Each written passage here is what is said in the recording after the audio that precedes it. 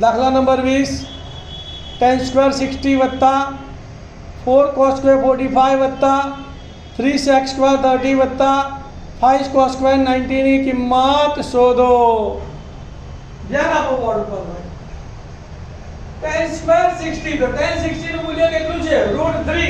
તો √3 પણ tan નો વર્ગ છે તો √3 નો વર્ગ વત્તા ના 4 ના cos 45 એટલે 1/√2. તો 1/√2 પર cos નો વર્ગ છે એટલે 1/√2 નો વર્ગ વત્તા ના 3 ના 3 sec 30 એટલે 2/√3.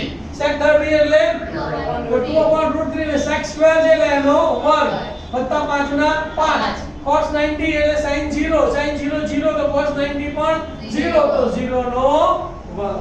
સાદુરૂપ આપીએ √3 નો વર્ગ એટલે 3 વત્તા 4 ના 4 1 નો વર્ગ 1 √2 નો વર્ગ 2 એટલે 1/2 વત્તા 3 ના 3 2 નો વર્ગ 4 √3 નો વર્ગ 3 વત્તા 5 0 નો વર્ગ 0.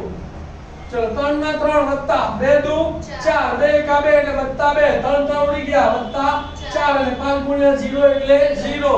3 ને 2 5 ને 4 9 તો કિંમત કેટલી આવી એની 9.